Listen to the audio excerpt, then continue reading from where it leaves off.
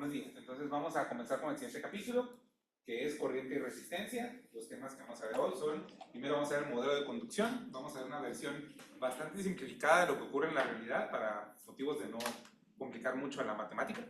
Después de eso vamos a ver la famosa ley de Ohm, que es la ecuación más importante del capítulo.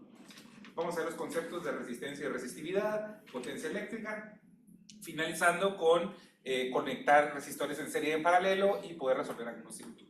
Básicamente es la idea de hoy. Este capítulo ya empieza a darnos un poquito de herramientas un poquito más prácticas para la vida diaria, para la vida común. Pero antes de eso, un par de avisos. Unos avisos parroquiales. Entonces, primero, ya se los había mandado respecto al laboratorio. Tienen que llevar algunos materiales para este viernes. Vamos a medir, ahorita lo vamos a ver en el capítulo, vamos a ver el concepto de resistencia. Entonces, una forma muy interesante de medir la resistencia tiene que ver con las minas de los lápices. Ustedes tienen un lápiz, esa punta, tienen la mina de su lápiz. Esa mina que está acá es un compuesto que contiene grafito. El grafito es un material que conduce relativamente bien y es al que le queremos medir su resistencia. Pero los fabricantes de los lápices, por motivos de hacer varios tipos diferentes para aplicaciones diferentes, inventaron una cosa que se llama la escala HB. En realidad la mina del lápiz no está hecha 100% de grafito, sino una mezcla entre grafito y arcilla. Entonces, mientras más grafito tiene una mina, cuando ustedes hacen el trazo, se mira de un color más oscuro. Mientras más arcilla tiene la mina, cuando ustedes hacen un trazo, se mira un poco más suave el color, menos de color negro. Entonces es una escala B. Entonces, por ejemplo, tenemos lápices 2B, 3B, 4B y así, porque llega hasta 6B. Y para el otro lado tenemos lápices 2H, 3H y así. Entonces, mientras más hacia el B tenemos, tiene más grafito, entonces pinta de un color más oscuro, y mientras más para acá tenemos, es más claro. Entonces, como unas minas tienen más grafito que otras, a la hora de medir su resistencia, las que tienen más grafito van a medir una menor resistencia, ¿no? De este lado vamos a tener menor resistencia eléctrica y de este lado mayor resistencia eléctrica. Pues eso consiste en lo que ustedes tienen que hacer. Entonces tienen que llevar al laboratorio un lápiz HB, que es el lápiz común y corriente, el lápiz amarillito de toda la vida. Es un lápiz HB, pueden usar ese si quieren, pero para esto sí necesito dos diferentes, no importa cuáles. Puede ser un 2B y un 4B o un 6B y un 3B, que sean dos diferentes del lado B y dos diferentes del lado H. Es decir, al laboratorio tienen que llevar 5 lápices distintos. ¿Y cómo le hacemos para medirlos? Con un sacapunta le vamos a sacar punta de un lado y le vamos a sacar punta del otro. Entonces va a tener como dos puntitas y de esos lados agarramos los lagartitos para hacer las mediciones. Eso es lo que tiene que llevar al laboratorio por grupo. Nada más. Y aviso número 2 tiene que ver con el remedial. Hay un pequeño error en la calendarización del programa. En la calendarización del programa decía que el remedial iba a ser el 17 de octubre, pero cuando lo comparan con la calendarización del laboratorio, no coincide. En el laboratorio necesitamos esas 2 semanas, creo que lo tengo aquí. Necesitamos esas 2 semanas para trabajar el proyecto 3. Lo tengo por aquí. Sí, está. Aquí está el programa de ustedes. Dice que el remedial es la semana del 13, o sea, el viernes 17 de octubre. Pero ustedes van a ver la del laboratorio. Se van a dar cuenta que en el laboratorio esta semana el 13 es para trabajar el proyecto 3 y el 4. No conviene como dejar esta semana antes y el examen después, porque se interrumpe el flujo del proyecto, ¿verdad? Entonces, por eso estaba calendarizado acá. Esta es la correcta. Entonces, el examen remedial va a ser el 10 de octubre. Remedial va a ser el 10 de octubre. ¿Qué se va a evaluar? 2 temas del parcial 1 y 2 temas del parcial 2. Yo les voy a mandar hoy en la tarde, al final del día, les voy a mandar qué temas van a venir y una hoja de trabajo para que repasen problemas de ese capítulo con respuesta para que los puedan estudiar. El examen va a ser el 10 de octubre y el otro viernes. ¿Ok? Ese examen remedial mejora la nota, ya sea del primero o del segundo, que han salido más bajos. ¿Estamos? Ok. Sí. O sea, tenemos que estudiar por completo, por así decirlo, lo de los 2 parciales, no vamos a hacer... Bien, yo les voy a dar los temas. Yo te voy a decir, por ejemplo, voy a preguntar un problema de cargas en movimiento en presencia de campos, motivo parabólico, ¿no? Y fuerzas eléctricas, por cierto. Y en el otro vamos a ver cálculo de potenciales con integrales y capacitores en serie de paralelo. Entonces, esos temas en particular nada más. Yo les voy a decir cuáles. Sí, salimos peor en el remedial, igual que. Ah, te bajo puntos, no, son mentiras. No pasa nada. Sí, se queda la nota más alta. La única consecuencia negativa de sacar peor nota es que yo te voy a ver feo. Porque dicen trabajar de más. Pero nada más, ninguna consecuencia para tu vida, todo bien. Aprovechen la oportunidad, ¿verdad? O sea, no desaprovechen la oportunidad, pero si saca más bajo, no, aquí no. Mi filosofía no es de quitarles puntos, ¿sí? Y para saber cómo la nota del parcial 2. Tengo planificado terminar para el viernes de calificar el parcial de ustedes este año. Sí. Para el viernes ya. Ajá, cabal, yo sé. Esperaría para el viernes tenerlo listo. Ok, bueno, creo que ahí estamos claros con toda la temática. Bueno, entonces todo lo que vimos antes de este capítulo que vamos a empezar hoy se le conoce en física como electrostática. Las cargas que estábamos trabajando estaban quietas en su lugar. Teníamos un anillo con carga, estaba quieto y empujaba otra carguita, ¿verdad? O teníamos un plano infinito, ese plano infinito estaba quieto, no se movía.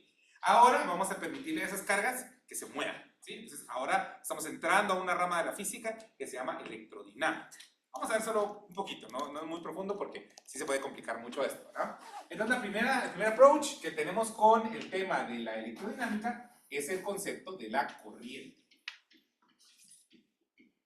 Entonces, para ilustrar qué es la corriente, quiero llevarlos a esta simulación que tengo. ¿Corrió? Vale. Problemita con mis ventanas. Creo que la memoria. Listo. Déjenme reiniciar acá. Bien. Entonces, lo que están viendo ustedes acá es una aplicación de FET, una simulación de FET que se llama Kit de construcción de circuitos de corriente directa. Eso es lo que vamos a hacer ahorita, corriente directa, es decir, la corriente fluye a un ritmo constante. Eso es lo que vamos a ver. Entonces, vamos a poner un circuito muy realista, ¿no? Voy a poner aquí una batería.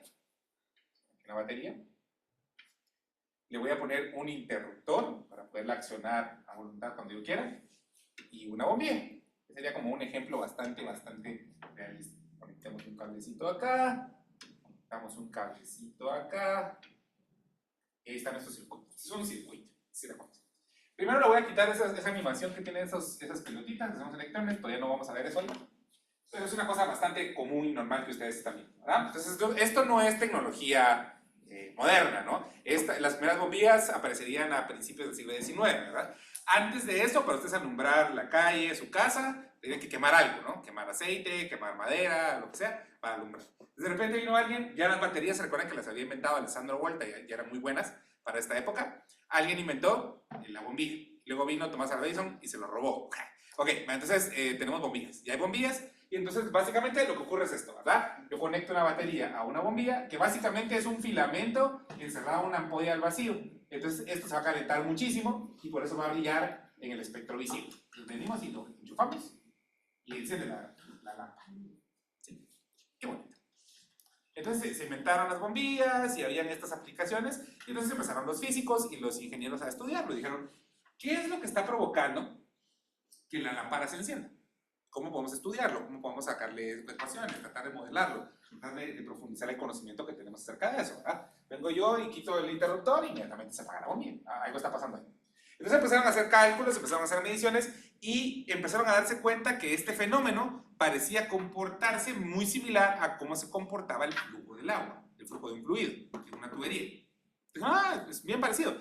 Por eso van a ver ustedes que todas las ecuaciones son muy similares a las del movimiento de un fluido, ¿sí? Entonces, por eso incluso dicen la corriente, ¿no? Corriente es como la corriente de aire o la corriente de agua, ¿verdad? Entonces, primero que hicieron fue definir la corriente. Entonces, ya se imaginaron esto como un fluido. Ya para esta época, estamos hablando de los años 1830 por ahí, ya se había descubierto que la carga eléctrica venía en dos versiones, ¿verdad? La versión positiva y la versión negativa. En ese entonces todavía no sabían nada de átomos y todavía no sabían nada de electrones, así que ellos tenían que usar su imaginación. Entonces, por eso vinieron y definieron la corriente eléctrica. Como la carga ya la conocemos, la definieron de esta manera. La corriente eléctrica la representamos con una I y se define como cuánta cantidad de carga está fluyendo por unidad de tiempo. Así va a definir. Esa es la corriente. Corriente eléctrica. Inmediatamente de la definición, nosotros podemos intuir las dimensionales. ¿En qué dimensionales debería de estar corriente? ¿Viendo usted la definición? Díganme, ¿en qué dimensionales debería estar la corriente? Coulomb partido segundo. Coulomb segundo. Muy bien. Coulombs partido segundo. ¿Ok? Pero como a los físicos no les gustan los apellidos de otros físicos divididos otras cosas, ¿no? Entonces, Coulomb segundo, pongamos el apellido de alguien más. Entonces vinieron y le pusieron el apellido de alguien más. Pusieron el símbolo A y se lee Ampère, en honor al físico francés André Ampère. No sé, si alguno de ustedes sabe francés, dígame si la tilde va así o no. ¿Verdad? Yo la pongo al revés siempre, pues no sé si es de las tildes al revés o al derecho, no importa, ¿verdad? Entonces, en honor a él se llama la dimensional de la corriente, Ampère. La corriente sí es una dimensional que puede ser muy pequeñita para algunas aplicaciones y muy grande para otras. Por ejemplo, ustedes piensan, si salen a la calle y miran hacia afuera y ven los alambres que pasan, siempre tengan mucho cuidado. Si quieren, acérquense a la ventana, les puedo dar un poquito de instrucción para su mañana. Acérquense. Miren pues, ¿se dan cuenta ustedes que en esos postes, se dan cuenta ustedes que vienen esas tres líneas que están hasta arriba, ¿no?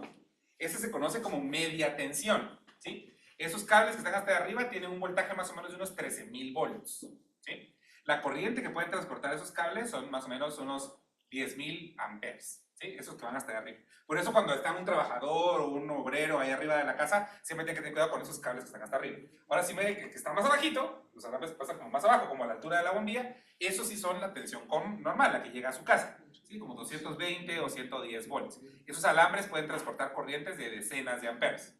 10 amperes, 20 amperes, ¿sí? Pero ven la diferencia, ¿no? Y tiene que ver con la altura. Y si ustedes van en la carretera alguna vez y miran esas grandes torres y esos grandes cables, eso es alta tensión. Pueden ser cientos de miles de volts. Y eso puede transmitir decenas de miles de amperes. Entonces, los amperes pueden ser tan grandotes como miles. Un rayo puede llevar millones de amperes, ¿verdad? Entonces, los amperes pueden ser enormes. Y también muy chiquititos. La corriente que circula por su celular, por su computadora, anda en el orden de los miliamperes, milésimas de amperes. O sea que la corriente sí es uno de esos parámetros que puede ser o muy chiquitito. La corriente que circula por su sistema nervioso, ustedes y yo tenemos sistema nervioso, hay una corriente eléctrica que circula por ellos, es el orden de los microamperes. O sea que el ser humano controla desde los microamperes para hacer cosas hasta las decenas de miles de amperes para hacer otras cosas, ¿no? Es una de esas variables que sí puede fluctuar mucho. Así que pueden tener miliamperes, microamperes o kiloamperes, megaamperes. Puede pasar así, ¿no? Así que esa dimensión es bastante versátil, el ampere. Un comentario más acerca de los amperes. Hubo una época, ahora unos 40 años, 50 años, en que por alguna razón a la gente le daba por traducirlo todo, ¿sí? Ahora ya no. Entonces, por ejemplo, yo no sé si sabían eso, el personaje de Disney, Goofy, ¿sí? ¿Conocen ustedes a Goofy? Sí, saben quién es Goofy. ¿Cómo le decía a la gente de mi época, sus papás de ustedes, digamos, sus tíos, sus abuelos, cómo le decían a Goofy? Tribilín, ¿sí? Tribilín era el nombre con el que se conocía a Goofy en ese entonces. Otro ejemplo, la rana, esta de Sesame Street, es Kermit, ¿no? Kermit la rana, ahí está la rana, ¿no? ¿Cómo le decíamos en español? Latinoamericano. ¿Ah? La rana René. René, Kermit, hasta un video sacó Kermit explicando que él no se llama René. Lo pueden buscar en TikTok, ahí está, es muy divertido.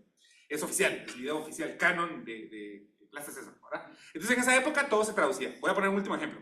El superhéroe Batman, su nombre civil es Bruce Wayne, ¿verdad? Pero hace 40 años, cuando la gente estaba, 50 años, la gente estaba traduciendo los cómics y las películas y las series, le pusieron Bruno Díaz. ¿Sí? Bruce Wayne era Bruno Díaz. Entonces, en esa época también se tradujeron las dimensionales del sistema internacional. Entonces, los amperes son amperios y esa todavía se usa. ¿Sí? Entonces, de las dimensionales que sí todavía se usan traducidas son el ampere, amperios, el volt, voltio, y la dimensional de potencia, todavía hay gente que la usa en su versión traducida. La dimensional de potencia es watt. Hay gente que todavía dice vatios. En España todavía dicen vatios y también dicen julios, los joules. ¿Sí? Pero oficialmente la postura oficial del sistema internacional es no traduzca usted las dimensionales, déjelas en su idioma. Entonces es el ampere. ¿Sí? Si le quieren decir amperios, no pasa absolutamente. Pero solo para que sepan, ¿verdad? Bueno, esa es la corriente. Entonces, ahora, la corriente que ustedes vieron ahí, vamos a modelarla con este circuito. Entonces, una batería, el símbolo de una batería en un papel se dibuja así. Es una batería.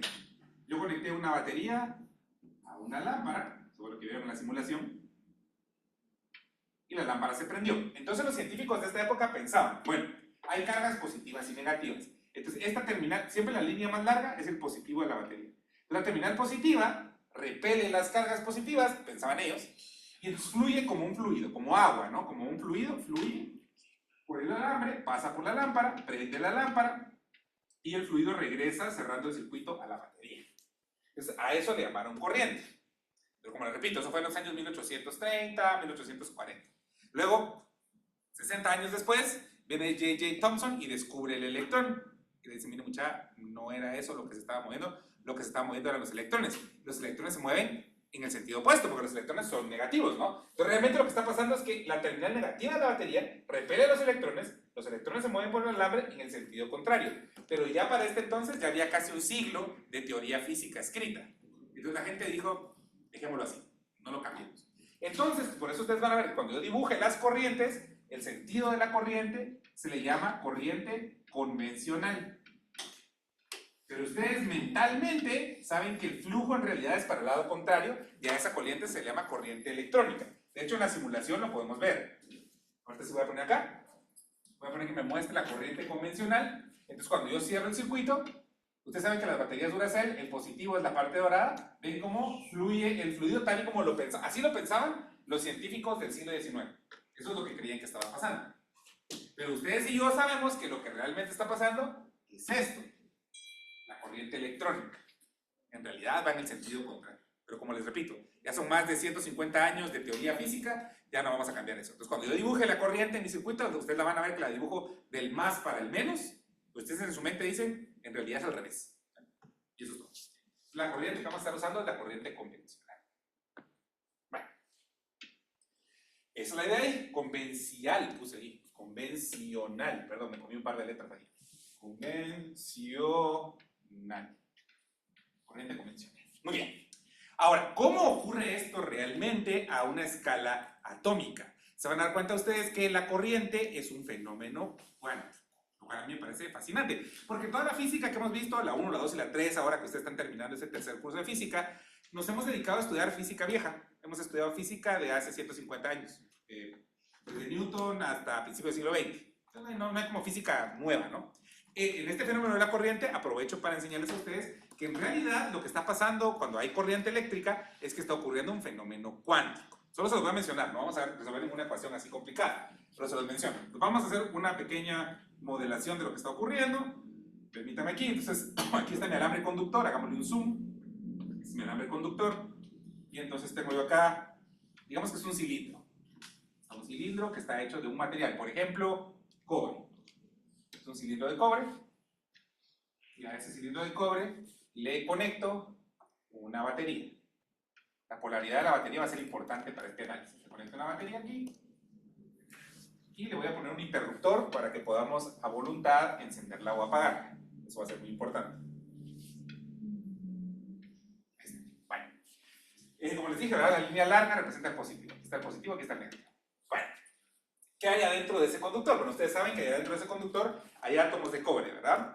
Ahora, ¿por qué el cobre es tan buen conductor? Ya habíamos hablado que el cobre es un buen conductor porque en su última capa de energía está un electrón sueltecito. Ese electroncito es muy fácil de mover. Le dan a ustedes nada de energía y ese electrón salta inmediatamente, ¿verdad? A ese se le conoce como el electrón de valencia.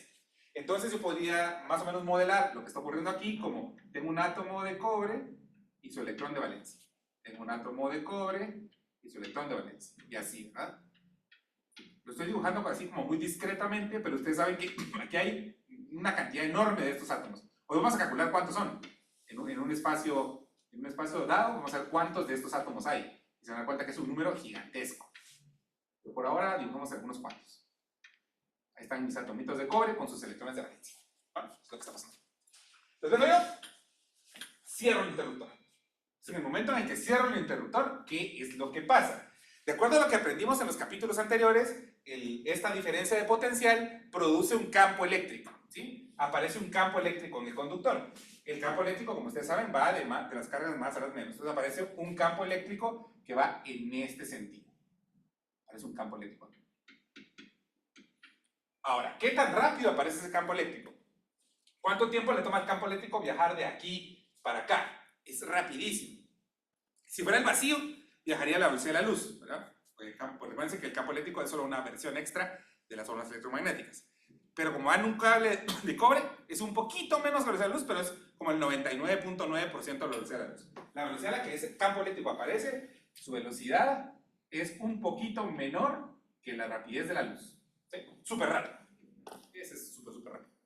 Bueno, entonces establece ese campo eléctrico en el cable de cobre y ustedes que ya saben que hay ese comportamiento y empujamos cargas, ¿qué pasaría con el conductor?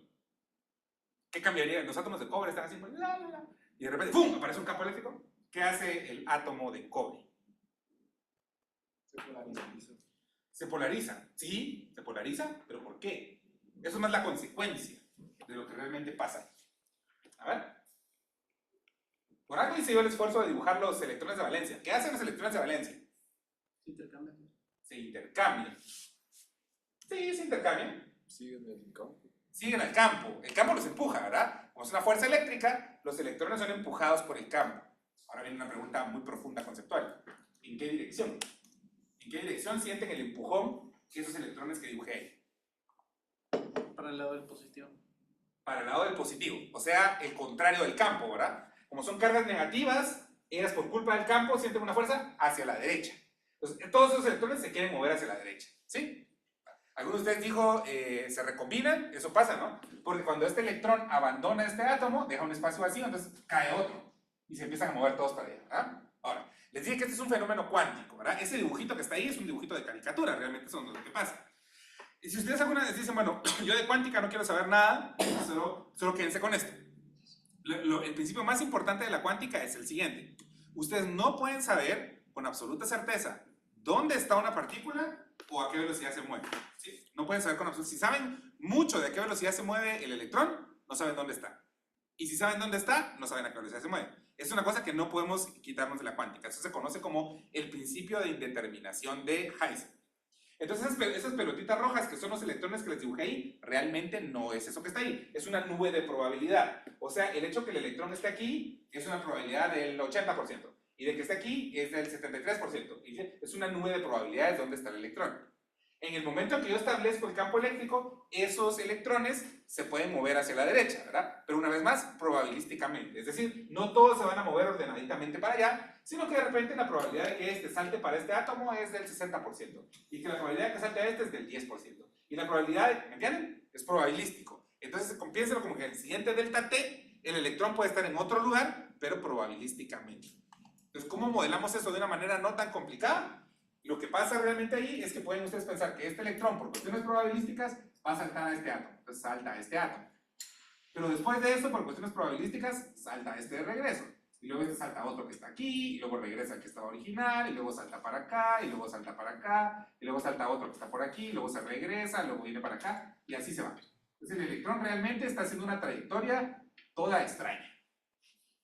Pero es una trayectoria que los matemáticos han estudiado mucho, y le pusieron un nombre. A ese tipo de movimiento se le conoce como una caminata aleatoria. Y a ustedes, como estudiantes de computación, les interesa. Es un problema muy interesante de computación. ¿Quiénes están llevando mate discreta? Ahí debería de aparecer la caminata aleatoria. Es uno de los ejemplos por excelencia que les dan ahí, que tiene que ver con estadística. Uno puede hacer un programita de computadora muy sencillo que le indica a ustedes cuánto tiempo le va a tomar llevar a la partícula al otro lado, porque es aleatoriamente lo que hace, ¿no? Su camino es aleatorio, eventualmente va a tener un comportamiento macroscópico a partir de esas pequeñas reglas microscópicas de saltar de aquí para allá. ¿Sí? Vale. Entonces un electrón puede tener un camino bastante ajetreado para moverse de un lugar a otro. Ya les digo que es probabilístico, es cuántico y es una caminata aleatoria. Está bastante complicado, ¿no? Entonces para mis ecuaciones, aquí en el curso de Física 3, vamos a ver la versión más sencilla posible. Lo que voy a hacer es evitarme todos esos asuntos probabilísticos cuánticos, voy a evitar usar la caminata aleatoria, y lo que voy a hacer es como sacar una velocidad promedio, ¿sí? Ustedes ven que como salta de átomo en átomo, ¿no? Salta de átomo en átomo, yo puedo sacar una especie de velocidad promedio hacia la derecha. Dándome cuenta cuánta distancia recorre, más o menos en cuánto tiempo recorre, tenemos una velocidad promedio. Entonces a eso le vamos a llamar el modelo de conducción. Es una versión muchísimo más simplificada de lo que está ocurriendo en la vida real. Entonces tengo otra vez mi material, mi cobre, Pero ahora vamos a imaginarnos que no hay átomos. Vamos a imaginarlo como lo pensaba la gente del siglo XIX. Vamos a imaginarnos que son pelotitas y que todas esas pelotitas se mueven al mismo ritmo en la dirección opuesta del campo. Entonces todos estos electrones que dibujé ahí se están moviendo en la dirección opuesta al campo, todos con la misma rapidez y con la misma velocidad. ¿Ven? Todas estas flechitas, todas son iguales. Es un flujo homogéneo. Así lo imaginaban los físicos del siglo XIX. Ya sabemos que no es así, pero funciona. ¿Sí? Es una versión como light, ¿no? Para que la matemática no sea muy complicada. O sea, a esa velocidad promedio de los electrones moviéndose en la dirección opuesta del campo, le vamos a poner de símbolo VD y se le conoce como rapidez. Ay, espérense, se me fue mal eso. Rapidez, ¿qué dice? Rapidez de arrastre o rapidez de deriva. Así se dice. En inglés es drift speed, es como a la deriva, ¿no? Es como un río que va muy lento, moviéndose hacia la derecha. ¿Ah? Así se le llama. Recuerden que esa velocidad va en contra, si son electrones, va en contra de la dirección del campo.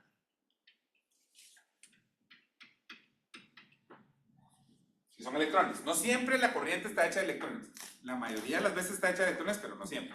Bueno, entonces lo único que yo quiero ahorita es cómo conectar nosotros ese concepto de la rapidez de deriva con el concepto de la corriente eléctrica. Ustedes saben que ahí también hay una corriente eléctrica. La voy a dibujar así. Una corriente en amperes. ¿Cómo se conectan estas dos variables? Ahorita lo vamos a ver. ¿Qué elementos necesito para poder conectar esas dos variables? Primero que necesito el área transversal. El área de sección transversal que está acá, la necesito. Y la carga de cada una de esas partículas, vamos a suponer que todas las cargas son iguales. Q. ¿Ok? Entonces voy a conectar la corriente con esos conceptos. Entonces, ¿qué otra cosa necesito además del área, de la carga y del concepto de corriente y velocidad? También necesito saber cuántas partículas tengo disponibles para mover. Sí, el cobre tiene cierta densidad, tiene ciertas características que por cada metro cúbico de cobre yo sé cuántos electrones tengo disponibles para mover. Pero ese número va a ser diferente para la plata, y va a ser diferente para el oro, y va a ser diferente para el aluminio, y va a ser diferente para el grafito. Cada sustancia va a tener un número diferente de cuántas partículas puedo yo mover, cuánta población tengo disponible para movilizar. Entonces, ese parámetro lo voy a representar con la letra griega eta. Sí. Y eta lo que es cuántas partículas tengo disponible, en este caso son electrones, cuántas partículas tengo disponible por cada metro cúbico de sustancia para movilizar.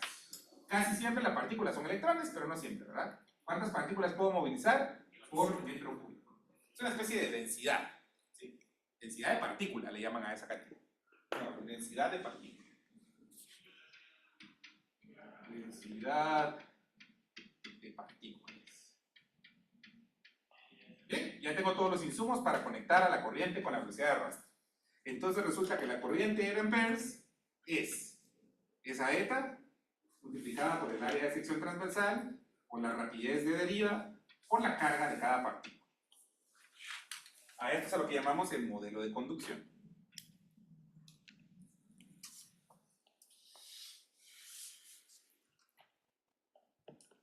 Así es como un científico del siglo XIX miraría la corriente. Así es como ellos la conceptualizaban en su mente. Ya sabemos nosotros que es un fenómeno cuántico, ya sabemos que es una caminata aleatoria, es bien complicada, pero esa es tu versión light. Si se dan cuenta, conectamos una variable macro, la corriente, que ustedes pueden medir en el laboratorio con un amperímetro, eso vamos a hacer el viernes en el lab, vamos a medir corrientes con un amperímetro. Conecta la corriente del amperímetro con una variable microscópica, con qué velocidad se están moviendo los electrones hacia allá. ¿Ven?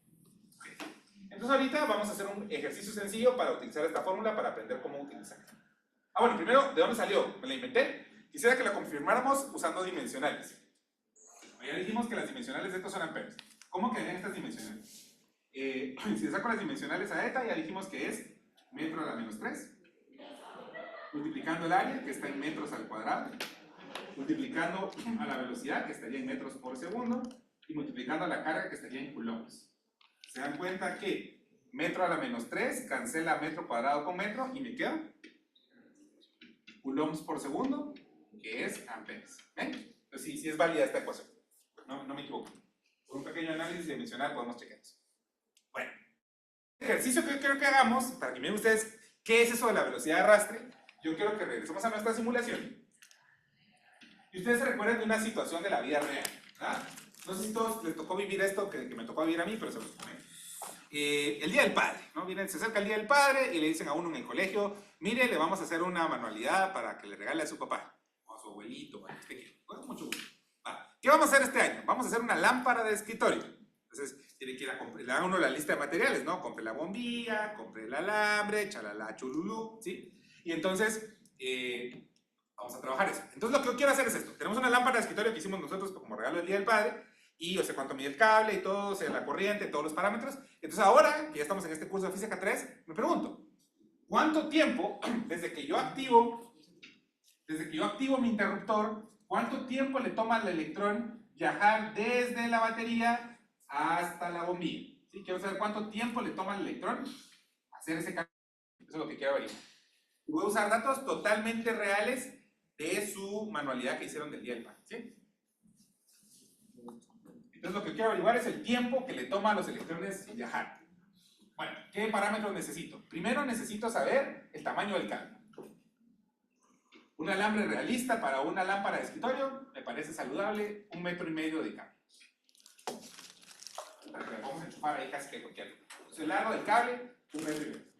En la lista de materiales, para que ustedes vayan a comprarlos a la tienda, ustedes van a la tienda y dicen, señor de la tienda, por favor, véndame un alambre de cobre para la manualidad del Día del Padre. Ustedes hicieron algo parecido cuando fueron a comprar el alambre para la bobina de Tesla, ¿se recuerdan?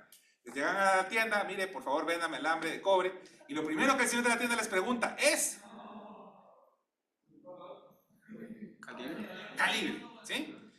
Aquí no estamos hablando nada. Usted no puede hablar de alambres de cobre si no me dice usted de qué calibre estamos hablando. Ok, entonces les tengo que dar el calibre. Eso es una cosa muy importante, pero muy importante. El calibre básicamente es el diámetro, ¿verdad? Ok, entonces cuando el señor de la tienda les preguntó, mire, señor de la tienda, quiero este alambre que el profe Mijangos me dejó para mi bobina de Tesla, alambre de cobre, por favor, esmaltado, véndame un poquito. Y él dice, bueno, sí, Patojo, con mucho gusto, pero ¿qué calibre crees? Y ustedes contestaron. Recuerdo que hasta me mandaron WhatsApp, profe, me están vendiendo uno calibre y otro calibre, ¿cuál dice usted que es mejor? Y yo les contesté, es mejor el ¿qué numerito dijeron? Solo por mencionar algún número. 22, 24, ¿ok? Sí, ese es el numerito que usamos, ¿verdad? Ok. Entonces les voy a revelar toda la historia detrás de los calibres de alambres. Los calibres de alambres que usamos en Guatemala obedecen el estándar AWG, que son siglas que significan American Wire Gauge. En esencia significa calibre de alambre americano. ¿Sí? Pues es un estándar inventado por los Estados Unidos. ¿Cuál fue la idea que ellos hicieron para estandarizar? Ellos querían que estandarizar, ¿no? Que cuando ustedes van a la tienda y pidieran un calibre 22, lo piden aquí en Guatemala, en Steren, o si están en San Francisco y van a comprar un alambre 22, que sea el mismo alambre, ¿no? Eso es lo que querían los gringos. Entonces, ¿cómo lo definieron? Bueno, ellos definieron un tamaño estándar. Y a ese le llamaron el AWG0. ¿Por qué usaron ese tamaño? Se lo inventaron, ¿no? Ese AWG0 tiene un diámetro estándar, ¿no? El diámetro estándar. Ahorita vamos a googlear cuánto vale ese diámetro estándar. Tantos milímetros. Ese es el 0. Entonces, ¿cómo le hacemos para generar los demás? Lo partimos a la mitad. Ese sería el AWG1, porque hicimos un corte a la mitad. Si lo cortamos 2 mitades, o sea, la cuarta parte, ese sería el AWG2. Y así. Esa es la razón por la cual, mientras más grande es el número, más chiquito es el alambre en diámetro. No sé si pensaron que es al revés, ¿verdad? Es como más diámetro, más número. No. Así lo pensaron ellos cuando hicieron su estándar y por eso es que es al revés. Conforme el número va creciendo, el alambre es más delgadito. Por eso ustedes usaron calibre 22 o 24 para la bobina de Tesla, pero para este ejemplo de la lámpara que van a hacer del Día del Padre, voy a utilizar calibre 14. Voy a usar calibre 14. Ese es más o menos el normal que le pidan a uno en la escuela para hacer ese tipo de manualidad. 14 AWG. ¿Sí? ¿Por qué es importante uno saber escoger calibres de alambre? Es una de las pocas cosas que ustedes van a aprender en la vida. Pues de práctico de este curso de Física 3, quiero decir. Porque hay un delicado balance. Hay un delicado balance entre si el alambre es demasiado delgado, es fácil de manipular, ¿no? Puedo doblarlo, lo puedo pegar, cortar, es más fácil. Si el alambre es muy grueso, es más difícil modelarlo y trabajarlo, ¿no? Pero si yo hago el alambre muy delgado, la corriente, ahorita lo vamos a ver más adelante, la corriente pasa a través de él, calienta el alambre y se puede incendiar. Entonces, si yo lo hago muy pequeñito, va a haber muchas pérdidas y no va a ser adecuado. Entonces, no lo puedo hacer ni muy ancho porque es mecánicamente difícil de trabajar, o muy delgado, se va a incendiar todo, ¿no? Entonces, tengo que saber yo cuál es el calibre más apropiado. Entonces, el 14 es un calibre lo suficientemente grueso para que pueda prender una lámpara de corriente alterna, pero no es tan grueso que no me permita a mí doblarlo y enrollarlo, como estoy haciendo mi trabajo manual, ¿no? ¿Se entiende la idea? Detrás de los calibres de lámparas. Muy bien, ¿cuánto mide el AWG estándar? Eso es un estándar, entonces lo van a ustedes a buscar. Ahorita hablando de estándares, me recordé de una historia, ahorita que dije lo de los estándares, y les dije que el 0 se lo inventaron, y fue así como medio no tan bien. AWG Diameter Table. Me sale en la página de Wikipedia, así que está muy bien. Aquí les explica de dónde vino, cuál es original, etcétera. Me hubiera gustado que saliera el año ahí, pero bueno, no importa. Aquí está la fórmula de cómo calcularlo, ¿verdad? Vean que usa un logaritmo base 92. ¿Habían visto ustedes alguna vez un logaritmo base 92? Pues ahí aparece en el estándar. Pues eso les quería yo hablar a ustedes. Muchos estándares que se utilizan en la vida actual, moderna, súper avanzada, tecnológica, tienen orígenes en cosas bien absurdas. Como, voy a definir un estándar y luego lo parto a la mitad, lo parto a la mitad. Entonces les queda un estándar cuyo número va creciendo contrario al tamaño del diámetro, lo cual es absurdo, no va en la dirección contraria.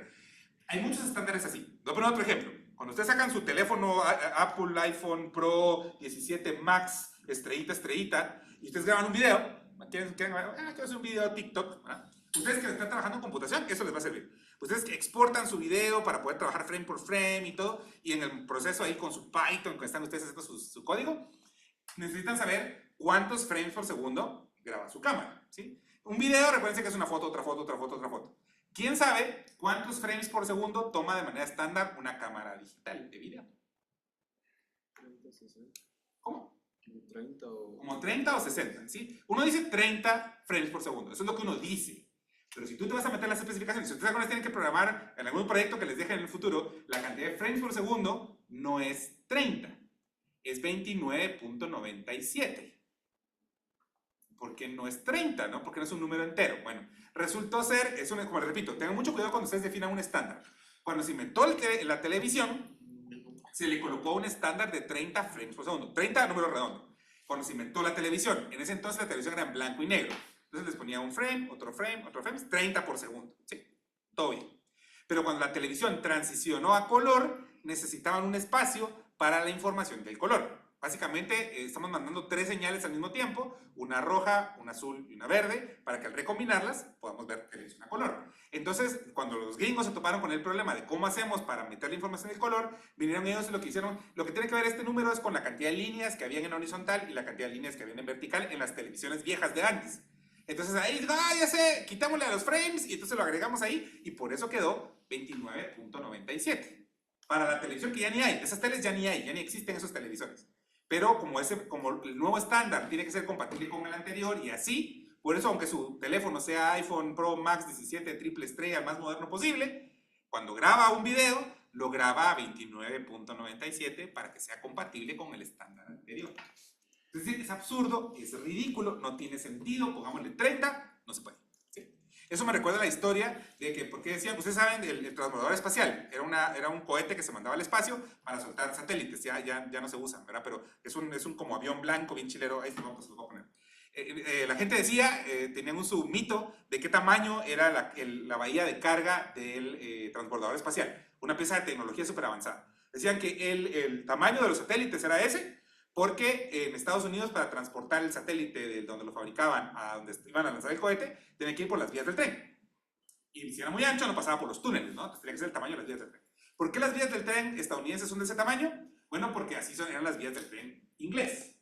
¿Por qué las vías del tren inglés eran de ese tamaño? Bueno, porque las vías del tren inglés se basaron en los caminos romanos que fabricaron los romanos a principios del milenio.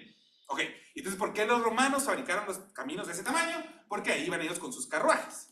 ¿Y por qué eran del tamaño de los carruajes? Porque era el tamaño de 2 traseros de caballo. Un trasero de un caballo, otro caballo, ahí tiene que pasar mi carro. Entonces, el transbordador espacial tiene ese tamaño porque es el ancho de 2 traseros de caballo. ¿Sí? Entonces, la historia seguramente es apócrifa, no ha de ser cierta, pero lo que quiero decir con eso es cuando uno define un estándar en su proyecto final, voy a hacerlo así, de repente resulta que ese es el estándar que todo el mundo agarra. y se queda con una cosa tonta, ¿sí? Se queda con un parámetro absurdo. Entonces, por eso tengan mucho cuidado cuando ustedes definan un estándar. Pónganle un ratito de pensamiento. Ustedes no saben si lo que ustedes definan en un manual de repente va a ser lo que todo el mundo utilice. Y de repente nos quedamos con un estándar ridículo, ¿no? Porque que tiene algún parámetro que es como tonto, ¿no? Como el 2997 del frame rate, ¿verdad? Y como el logaritmo base 92 para el calibre AW. Lo menciono para que sepan ustedes. Porque ustedes van a tener que trabajar con muchos estándares en su vida y pues no todos los estándares están bien pensados. Los europeos, por ejemplo, para el video, sí se les ocurrió de una forma mejor.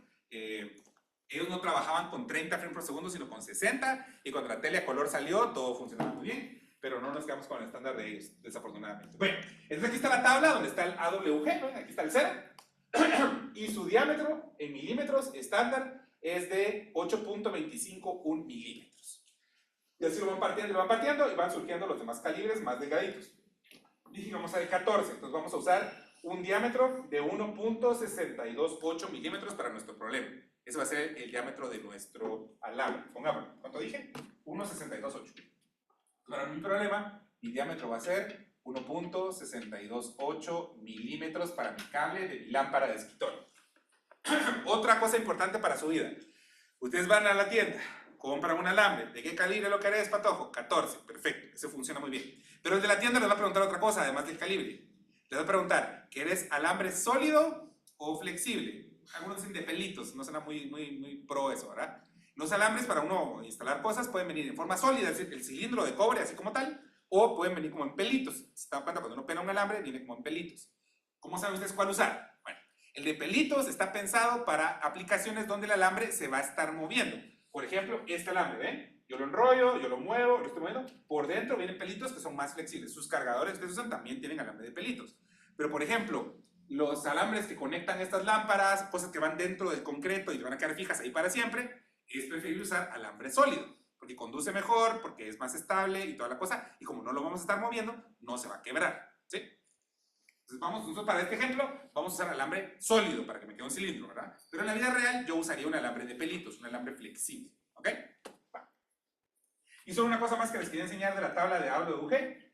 Se dan cuenta que en algún momento cuando ellos definieron el estándar, se dieron cuenta que podría ser necesario usar alambres más gruesos.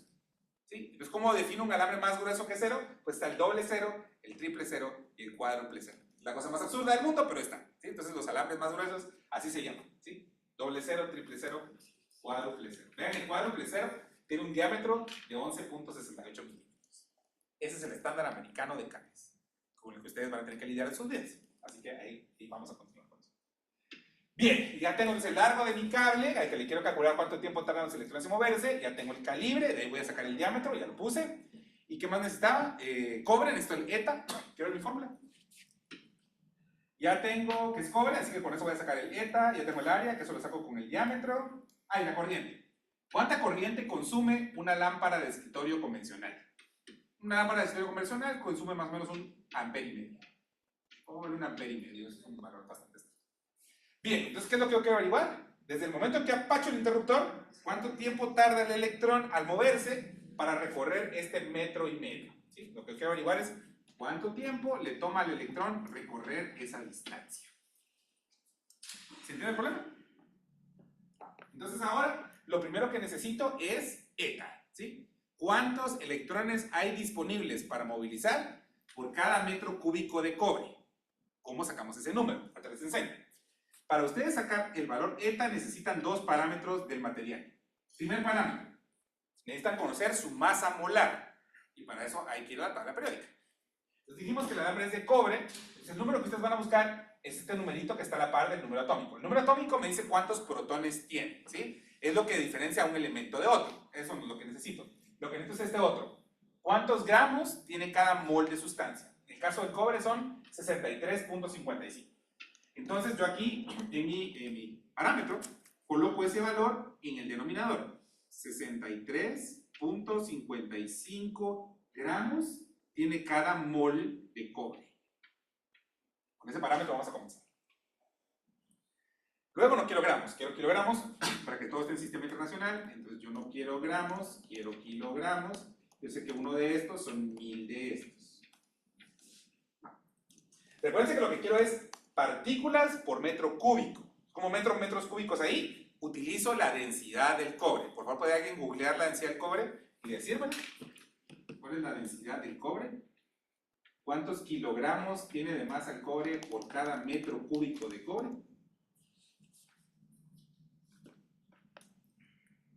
Me salió 8.96 gramos por centímetro. 8,96 gramos. Entonces, si lo paso a kilogramos por metro cúbico, sería 8.960 kilogramos pesa cada metro cúbico de cobre.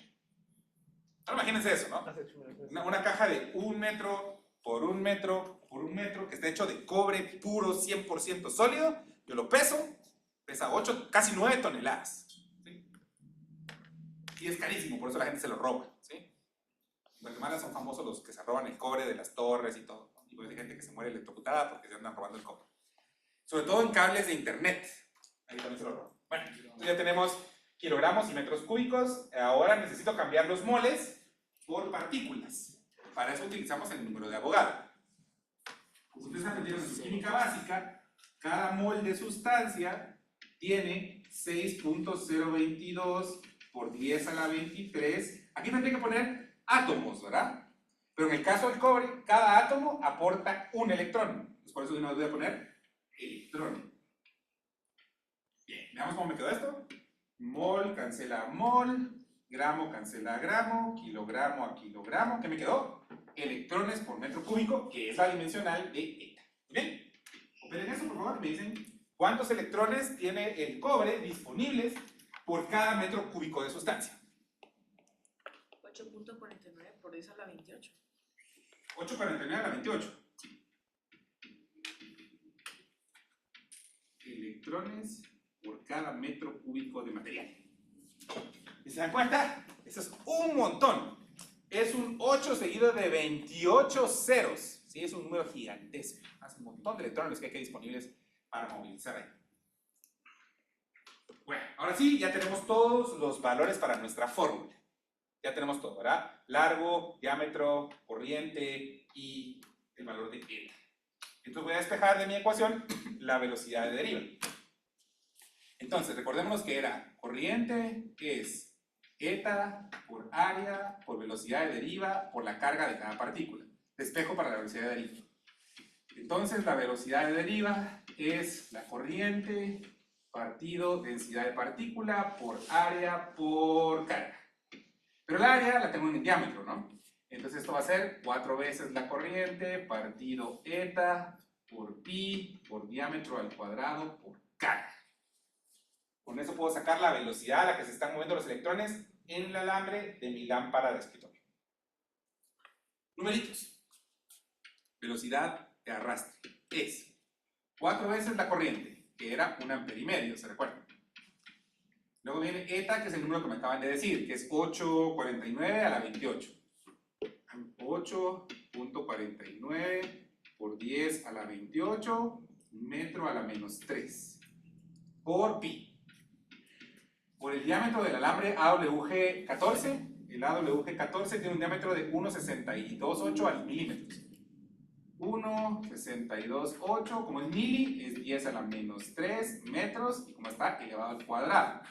Y después la carga de cada partícula. En este caso son electrones, ¿verdad? La carga de cada electrón es 1.602 por 10 a la negativo 19 coulombs. ¿Operamos eso? Y esa es la velocidad a la que se están moviendo los electrones adentro de mi alambre.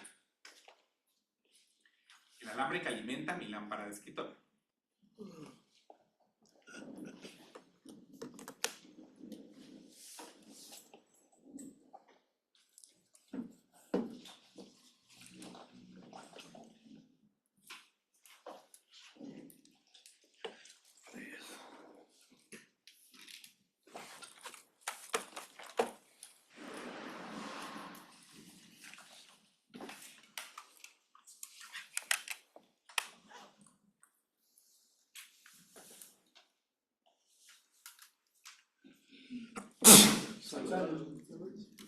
Ya me quedó 1.30 por 10 a la menos 5. Sí, está bien.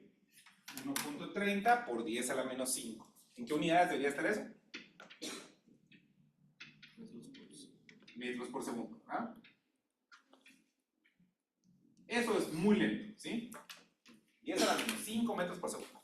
Esos electrones van muy despacio. Y para checar qué tan despacio es, calculemos el tiempo.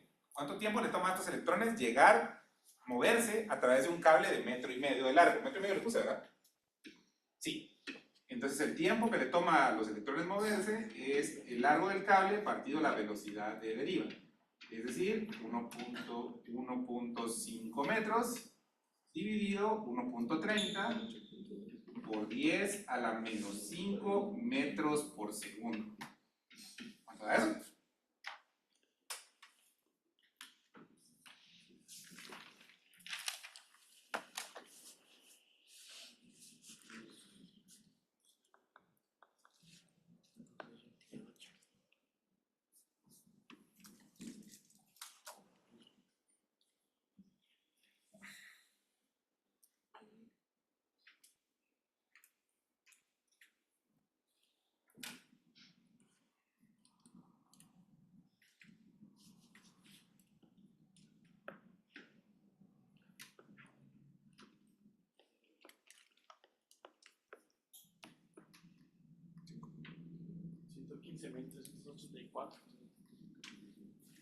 $115,384. 115.384 segundos. Por favor, divide eso entre 3.600 para que estén horas. Solo, ¿Sí? ¿Sí? fíjese que la velocidad me quedó diferente a mí. ¿Cómo te quedó a ti? 5.29 Por por 10 a la menos 5. 5.29. Ok, vamos a cambiarla rapidito. 5.29. 5.29, esto queda un poquito diferente. No pasa nada. 5.29. 5.29. ¿Cuánto da ahora el tiempo? Igual va a quedar decenas de miles. 28.355 segundos. Dividamos eso entre 3.600 para que sea hora.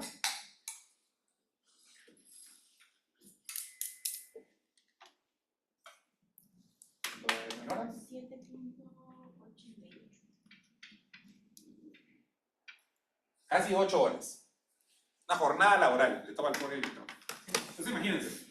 Sí, cuando yo tengo este cable negro que está acá, en el momento que yo lo enchufo, ahí abajo hay unos electrones que están siendo repelidos por la fuente y viajan por el cable y este cable mide más o menos 1,5 metros y tardan 8 horas en llegar aquí.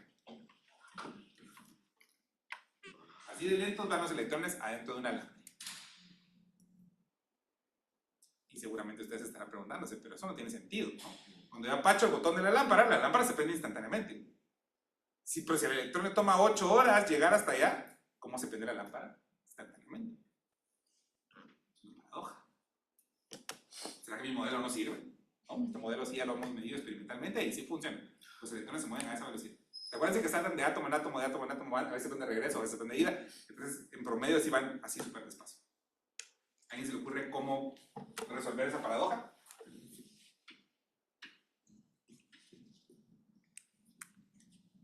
O sea, el electrón al ir saltando de átomo en átomo le toma muchísimo tiempo en lo que se recombina con el átomo, en lo que salta a veces para atrás, en lo que salta a veces para adelante. En promedio, la velocidad que está moviendo es excesivamente lenta. ¿Cómo es que la lámpara se prende instantáneamente? Más aún, ustedes que son de computación les va a llamar mucho la atención. Cuando ustedes tienen mal internet, Wi-Fi, el Wi-Fi de la 1 sirve. Enchufo con cable ahí a uno de esos puertos de Ethernet. Misma velocidad. 100 megabits por segundo, ¿no? Eso quiere decir que estamos mandando unos y ceros millones de veces por segundo. Esa información estará en el electrón que va por el alambre de cobre a 8 horas para llegar al router y 8 horas para regresar. ¿No les parece como contradictorio? ¿Cómo podemos mandar información tan rápido en un alambre de cobre, siendo que los electrones están moviéndose muy despacio? Es porque el campo también, digamos, repele a los de al fondo, digamos. Exactamente, esa es la razón. El campo eléctrico viaja casi a la velocidad de la luz. Y a la velocidad de la luz les avisa a todos, muévanse. Todos se mueven al mismo tiempo. Entonces todos ellos se mueven y el primerito que está acá entra a la lámpara y la prende. ¿Sí? El primerito que está ahí no le tarda nada de tiempo, que está inmediatamente en contacto con la lámpara. El campo eléctrico le avisa a todos que es momento de moverse y todos al unísono se mueven al mismo tiempo. O sea que lo que lleva la información adentro de un alambre no es el electrón en sí, sino lo que lleva la información es el campo eléctrico. Y el campo eléctrico sí es súper veloz. Adentro del cobre, el campo eléctrico va casi a la velocidad de la luz. Por eso es que podemos transmitir información a internet, por ejemplo, muy rápido en un alambre de cobre.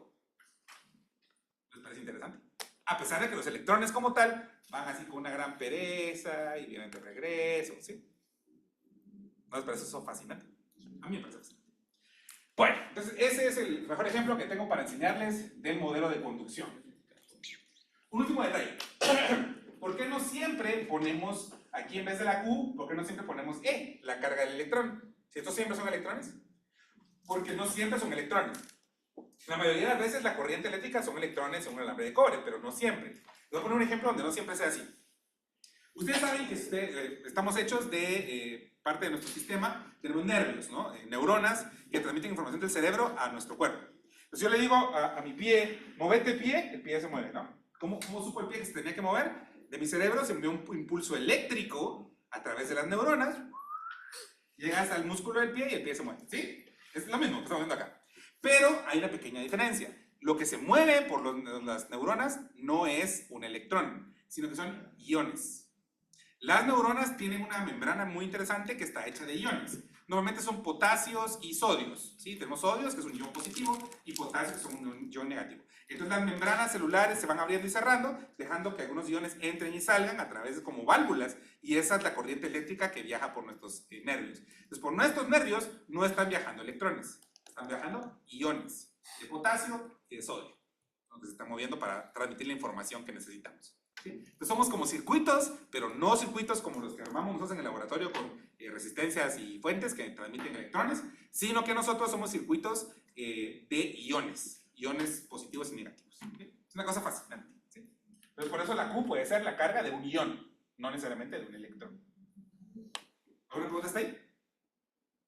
Ok, muy bien. Entonces, como les digo, estamos en el siglo XIX, ya modelamos cómo es que están fluyendo estas cargas moviéndose a través del alambre, ya lo tenemos muy claro, los electrones se mueven muy despacio adentro de un alambre de cobre, pero eso no importa porque lo que importa es el campo eléctrico que los hace moverse.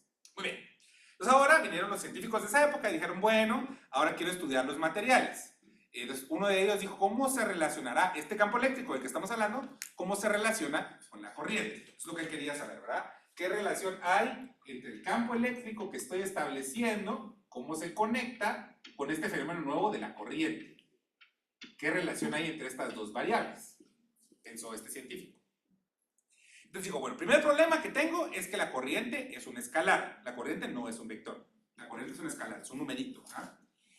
Yo necesito, para poder comparar cómo se relaciona con el campo eléctrico, necesito definir una especie de corriente, pero vectorial.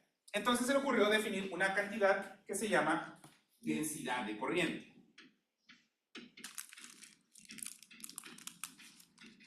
La densidad de corriente se define de la siguiente manera. Vamos a utilizar la letra J, y es un vector, y es la corriente eléctrica partido el área transversal por el cual esa corriente está fluyendo. Pero como necesito que sea vector, ¿se acuerdan ustedes de sus cursos de álgebra lineal? Un plano, un área, yo le puedo definir una orientación, como hicimos con la ley de Gauss, ¿se recuerdan? Toda área yo la puedo definir con un vector normal unitario, ¿no? Ese vector normal unitario que aparecería aquí. Vector normal unitario. ¿Sí? Creo que usé una N la vez pasada para representarlo, no una... Vector normal unitario. Entonces, esa es la densidad de corriente.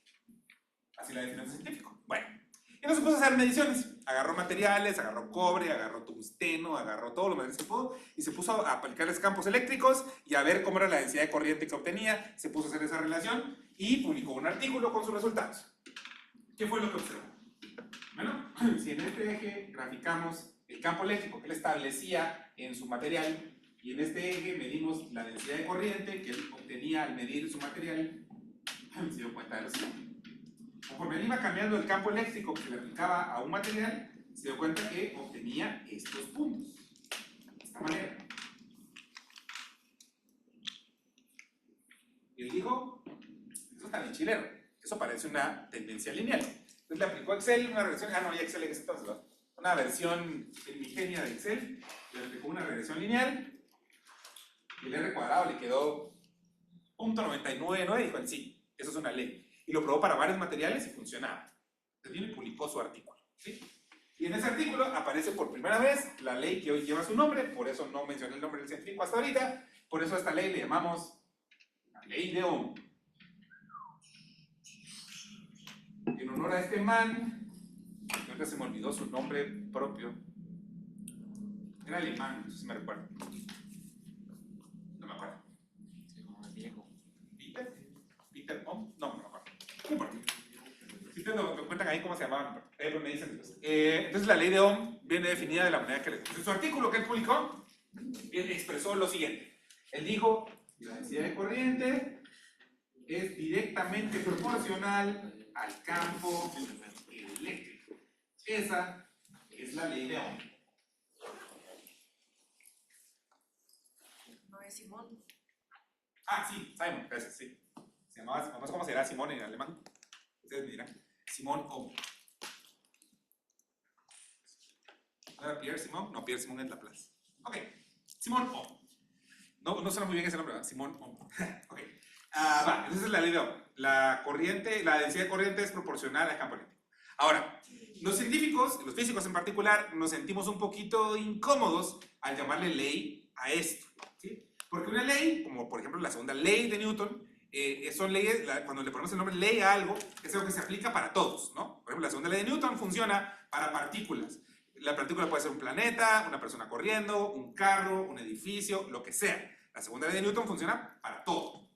La ley de Ohm no. La ley de Ohm funciona para el oro, para la plata, para el cobre, para el tungsteno, para el vidrio, para el agua. Pero, por ejemplo, si yo pusiera un pedazo de silicio y me pongo a hacer mediciones en el silicio no funciona. Y si me pongo otros materiales no funcionan. Entonces, en algunos materiales sí y en algunos materiales no. Los materiales donde sí funciona la ley de Ohm, irónicamente, se les llama materiales ómicos. Entonces, ¿qué es un material ómico? Un material donde el voltaje, la corriente, el campo eléctrico y la densidad son proporcionales. La mayoría de materiales que usamos nosotros son ómicos. El grafito, el cobre, la plata, el tungsteno, el aluminio, todos ellos son ómicos. Así que por eso seguimos usando la idea. Pero repito, no todos los materiales son ómicos. La mayoría de los que usamos sí. Bien. Estoy seguro que más de alguno de ustedes trabajó la ley de Ohm en el colegio. A uno lo ponen a calcular voltajes y cosas así y todo. Y seguramente estarán viendo eso y dicen, esa no es la ley de Ohm que me enseñaron a mí en el colegio. Para nada, ni de cerca, ¿sí? Esta es la original. Ahorita los voy a llevar de esta, que es la original, a la que seguramente ustedes vieron en su colegio cuando uno resuelve algunos circuitos. Bueno, entonces primero, quitémosle la proporción. Las proporciones no nos gustan, así que hay que agregar una constante. La constante que voy a agregar acá sería J, va a ser igual a una constante, la que voy a llamar sigma, multiplicada por E. A esa constante le llamamos conductividad eléctrica. Conductividad eléctrica.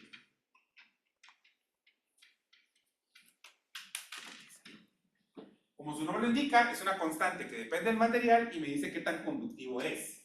Quiere decir que, por ejemplo, el cobre, la plata y el oro van a tener una conductividad gigantesca, ¿sí? Porque son muy buenos conductores. Pero, por ejemplo, el grafito va a tener una conductividad como intermedia, el agua destilada, el agua 100% pura también, y materiales como el vidrio, el concreto, van a tener una conductividad muy pequeña, muy cercana a cero, ¿sí? Eso es lo que mide la conductividad eléctrica. Es una constante que depende de cada material. Bueno, ahora lo que voy a decir es que le voy a sacar magnitud a ambos lados de la igualdad y lo vamos a escribir como sabemos que es cada cosa, ¿no? Entonces tenemos que J es sigma por E. Pero dijimos hace un rato que J es corriente por unidad de área. Y el campo eléctrico, si es homogéneo, se recuerdan de los capítulos anteriores, es voltaje dividido el largo de mi conductor. Aquí estamos hablando de un dispositivo que es un cilindro, básicamente, que tiene un largo L, que tiene un área transversal A y tiene una conductividad sigma. Este dispositivo que están viendo ustedes recibe un nombre. Se llama resistor. ¿Por qué se llama así? Porque se resiste a que fluya corriente a través de él, ¿sí? Entonces esa L que ven ahí es el largo del material, el A es la sección transversal, el sigma es de qué material está hecho. Entonces si reordeno mi ecuación para que me quede el voltaje solito, el L y el sigma los paso al otro lado, me queda voltaje, y voy a agrupar todo lo que depende de la geometría del material, me quedaría L sobre sigma A por la corriente. Se da cuenta que esto depende exclusivamente del resistor. Voy a poner entre paréntesis. Entonces, como eso es lo que aporta el resistor, a eso le voy a llamar resistencia. Esto de aquí lo voy a representar con una R y es la resistencia del resistor. Así como el capacitor tenía su capacitancia, el resistor tiene su resistencia. Bien original nosotros para los nombres. Entonces ahí aparece ya la ley de Ohm, como ustedes seguramente la vieron en algún momento. El voltaje en un resistor es la corriente en el resistor multiplicada por su resistencia. Entonces la ley de Ohm, versión bonita, ¿no? De hecho la útil, ¿no? La práctica. La que vimos antes fue la que publicó Ohm en su artículo, ¿verdad? Esa es la que más vamos a usar, esta de aquí, para calcular cosas. Bien. Otro detalle importante. Por alguna razón, a la gente no le gusta definir la resistencia en términos de la conductancia, como que es lo contrario, ¿no? Como que no suena muy bien. Vos, mira, para calcular mi resistor necesito saber cuánta conductancia, ¿no? Eso suena como mal. Entonces definieron la constante opuesta a la conductancia y le llamaron resistancia. Perdón, resistividad. Me equivoqué. La resistividad se representa con la letra griega de rho y es el inverso de la conductividad. Conductividad, resistividad. Esta es la resistividad. Es simplemente lo contrario a la conductividad, ¿verdad? Y entonces la resistencia se define como resistividad por el largo del resistor partido el área. Y esto es lo que vamos a usar para calcular cosas. Pues por ejemplo, si yo tengo un alambre de tungsteno de 10 metros de largo, calibre AWG 20, ya sé yo cuánta resistencia tiene. ¿Sí? Usando esa fórmula podemos calcular la resistencia. Entonces, para que miremos algo así divertido, tengo una simulación bien bonita de esa fórmula. Sí.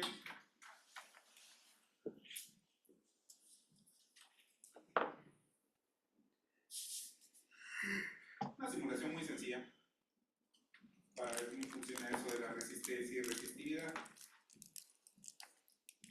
Okay. Yo tengo ese cilindro de abajo, ese es mi resistor. ¿Cuánta resistencia tiene? Bueno, si su resistividad es de 0.5 ohms por centímetro, la dimensional de resistividad es ohm por metro, en este caso lo puse por centímetro, el largo mide tantos centímetros y el área son tantos centímetros al cuadrado, yo podría cambiar el material. Si le pongo un material más resistivo, aumenta la resistencia. ¿Cómo al aumentar la resistividad aumenta la resistencia? Es proporcional. Si es un material más conductivo, se hace más chiquito. También podría cambiar el largo de mi cilindro. Podría ser un cilindro más pequeñito, la resistencia se hace más pequeña, o uno más grande. Mientras más largo es, más grande la resistencia. O también podría variar el área, hacerlo más ancho o más angosto. ¿Se recuerdan que les dije que no es buena idea tener un alambre muy delgado? Es precisamente por esto, ¿verdad? Si el alambre es muy delgado, ejerce mucha resistencia y toda la energía que yo le estoy dando a mi circuito se está gastando en calor, en lugar de gastarla en lo que yo la quiero usar, ¿sí? ¿Okay? Entonces ahí está más o menos la formulita que estamos viendo. ¿Alguna pregunta hasta ahí? Bueno, entonces antes de nuestro receso, nuestro ejercicio que quiero hacer para poner a prueba esta fórmula que acabamos de ver es, si yo, bueno, no les he enseñado que en su libro está la tabla, esa sí la tengo abierta, la tabla de resistividades. El autor de su libro vino buena onda y nos dijo, miren muchachos, no se preocupen, aquí ustedes pueden ver la tabla de resistividades, estoy muy cerca, estoy demasiado cerca. ¡Ay, no!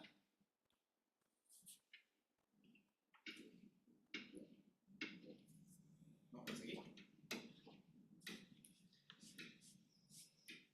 ¿Dónde está? Aquí está.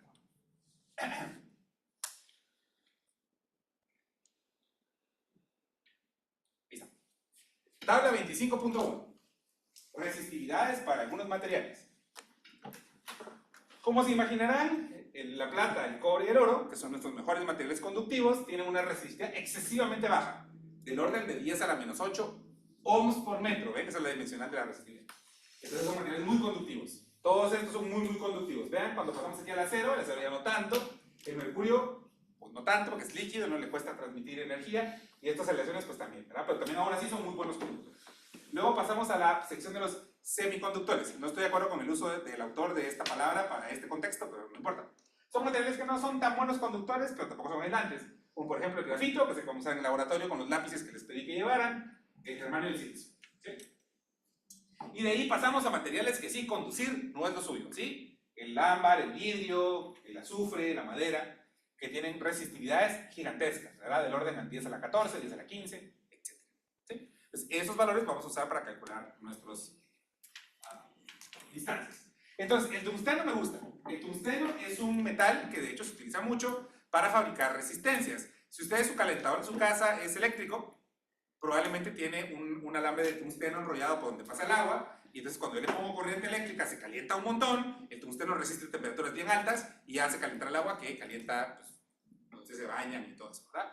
Entonces vamos a hacer un alambre de tungsteno y quiero ver de qué largo tiene que ser para tener una resistencia específica. Entonces vamos a hacer este problema rápido. Problema.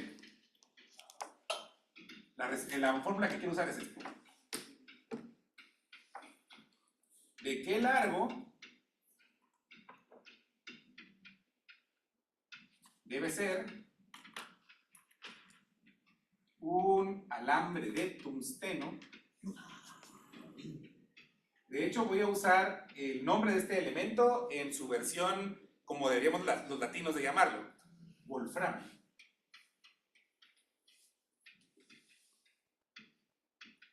La persona que descubrió el tungsteno era español, entonces le puso este nombre, wolframio. Pero en el descubrimiento hubo una como confusión y le dieron como el tributo o el crédito a la persona que lo descubrió a un sueco, y el sueco le llamaba tungsteno. Entonces hay un pleito ahí. Por eso en español, los españoles son muy peleoneros de que le llamemos wolframio a este elemento. De hecho, su símbolo químico es W. De wolframio, tungsteno. ¿De qué largo tiene que ser un alambre de tungsteno? Calibre AWG12 para que tenga una resistencia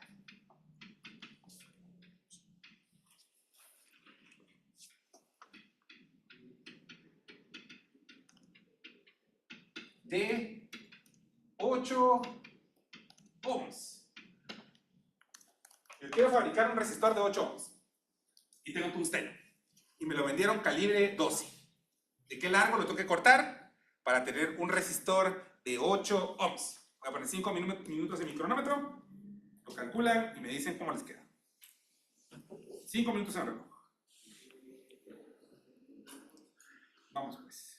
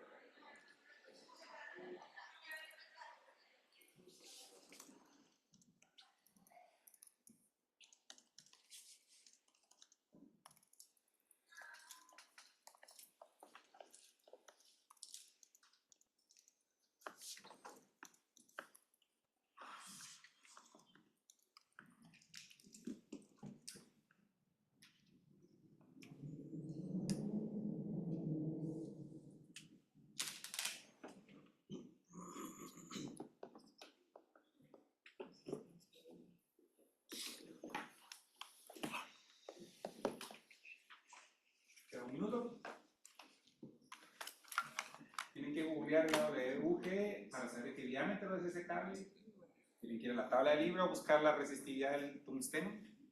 Y ya con eso pueden despejar para el largo.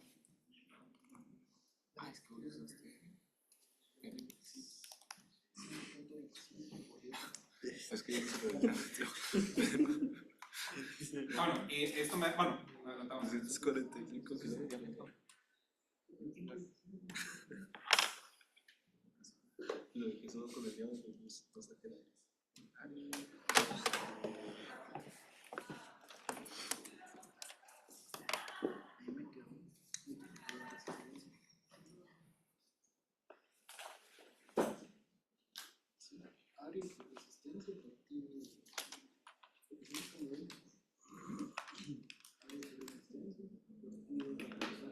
¿Cuánto te quedó, Diego?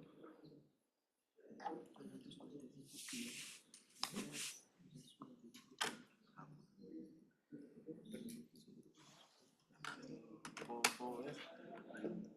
Solo por... Me parece más razonable.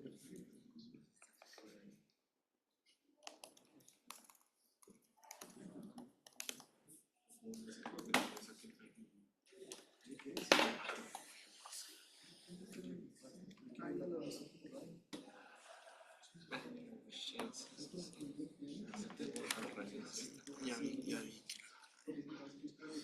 No, al revés.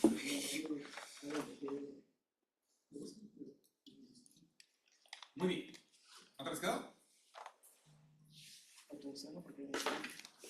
Si mi memoria no me traiciona, tiene que quedar cientos de metros.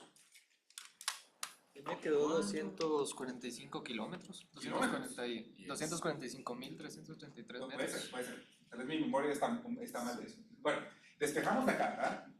Entonces, despejo el largo, el área la voy a poner como pi diámetro cuadrado dividido 2, dividido 4 era, ¿va? Entonces me queda que el largo va a ser 1343. pi diámetro al cuadrado por resistencia partido 4 veces la resistividad. ¿Sí? Entonces, la resistividad del tungsteno, aquí está. 525 a la menos 8.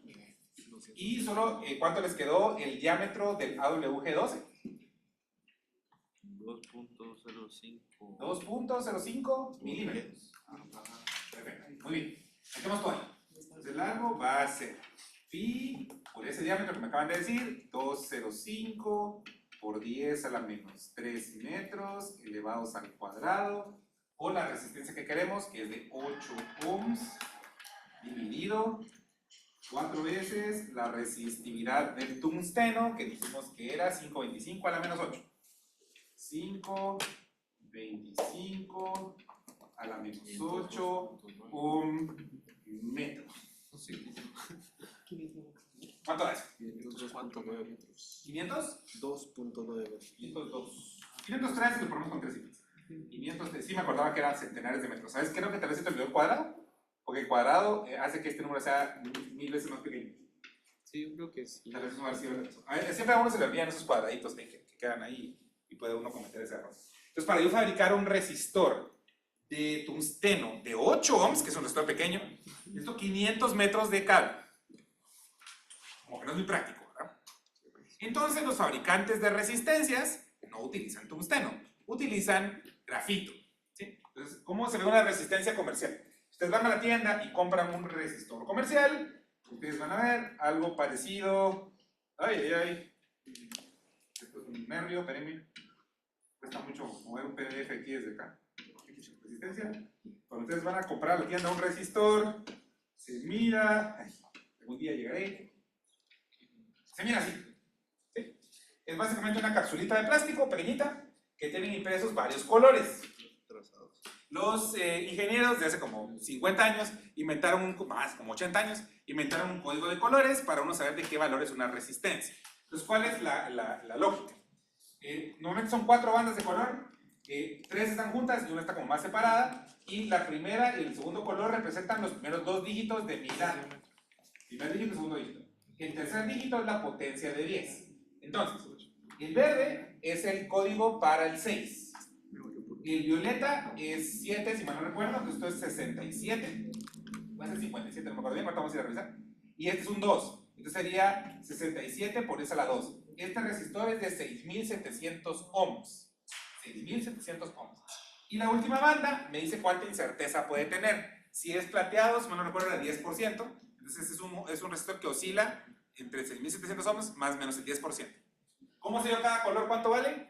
Aquí lo dice, ¿no? El negro vale 0, el café vale 1, el rojo así. Entonces cuando uno mira los colorcitos, uno rápido solo calcula y ya sabe cuál es el resistor que le tocó. Ahora hay apps que solo ponen la cámara y mira los colores.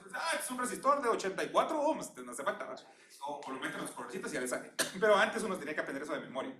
Quiero decir, si el verde era 5, el verde era 5. ¿no? Ese que está de arriba es de 57, 5700. Este es de 5700 ohms. Entonces, ¿cómo lo fabrica? El fabricante agarra grafito, lo corta del tamaño apropiado, lo encapsula y ahí tenemos resistores del tamaño que necesitamos. Bueno, ahorita vamos a dar 5 minutos de receso y al volver ya solo nos falta chequear qué pasa cuando conecto resistores en serie y en paralelo y al mismo tiempo vamos a resolver un circuito. Básicamente eso es lo que vamos a hacer. Ahorita 5 minutos de descansito y... Este perito electrónico.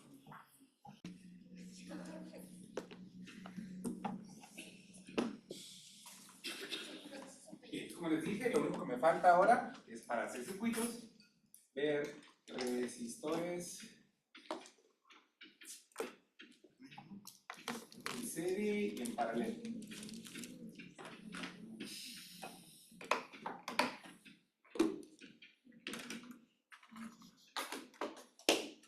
Bien, vamos a empezar con resistores en serie. Ya saben cómo son resistores en serie, entonces básicamente el símbolo para un resistor es una línea así zigzag. Es un resistor. Entonces si lo pongo en serie con otro, ahí están en serie, ¿verdad? Y para saber cómo lo puedo reemplazar usando uno solo, a este lo voy a llamar R1, la resistencia de este es R2 y la resistencia de este es resistencia equivalente. Entonces para saber cómo puedo pasar de uno al otro, le voy a conectar una fuente de poder.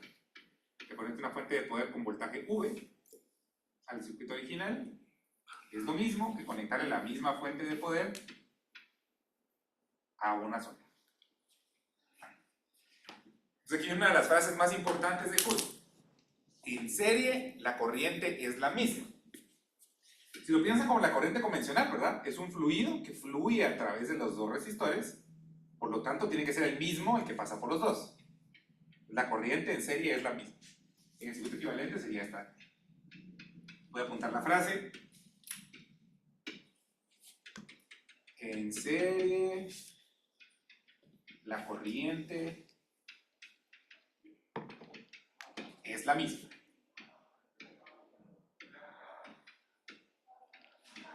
Bien. Para poder trabajar este de acá, entonces lo que esto establece es que habría una diferencia de potencial en este resistor de aquí, al que voy a llamar V1, y habría una diferencia de potencial en este otro, al que voy a llamar V2, ¿sí? Si yo mido aquí con un voltímetro, me va a dar un número, si mido aquí, me va a dar otro. Pero lo interesante es una ley que vamos a ver, que básicamente es la ley de conservación de la energía, pero explicada en el contexto de circuitos. Se llama la ley de voltajes de Kirchhoff. Ley de voltajes de Kirchhoff. Lo que esta ley dice es que si ustedes suman todos los potenciales en un circuito cerrado, por eso el loop, eso es igual a 0. La fuente entrega potencial, entrega energía, y los resistores consumen. Entonces por eso el voltaje de la batería lo voy a poner positivo y el voltaje de los resistores lo voy a poner negativo. Entonces me quedaría que el voltaje de la batería menos el voltaje del resistor 1 menos el voltaje del resistor 2, eso me va a dar 0. Esta es la suma de voltajes de Kirchhoff. ¿Ven? La suma de los voltajes en un loop me da 0. Pero por la ley de Ohm, le voy a poner aquí, voltaje es igual a corriente por resistencia. Entonces yo puedo reemplazar estos por su corriente por su resistencia. Estos dos los voy a pasar del otro lado y voy a hacer el reemplazo. Entonces el voltaje sería este, ¿verdad? El voltaje de la batería sería la corriente por la resistencia equivalente. Tenemos corriente por resistencia equivalente. Y estos dos los paso a sumar del otro lado. Y serían la corriente por la resistencia 1 más la corriente por la resistencia 2.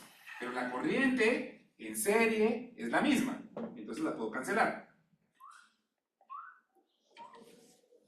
¿Ya me quedó entonces? Que la resistencia equivalente en serie es la suma de las resistencias. Apuntemos eso aquí en rojito. Como mi resultado final, mi fórmula final, la resistencia equivalente en serie es simplemente la suma de las resistencias que estén en serie. Así trabajamos cuando hay resistencias en serie. Ahora, ¿cómo trabajamos cuando están en paralelo? En paralelo. ¿Cómo se ve?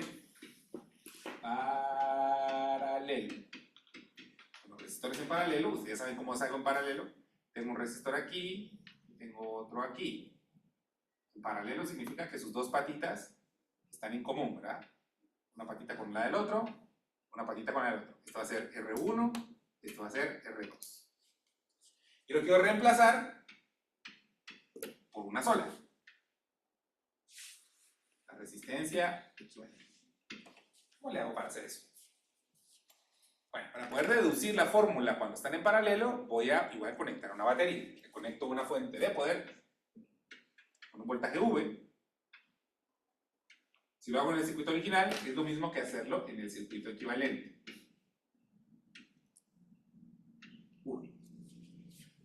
Bueno, en paralelo la corriente no es lo mismo, ¿verdad? En paralelo, ¿qué es lo que es lo mismo? Eso lo vimos en capacitancia. Cuando son cosas en paralelo, ¿qué cosa es la que es lo mismo en paralelo? El voltaje, muy bien. El voltaje es el mismo en paralelo.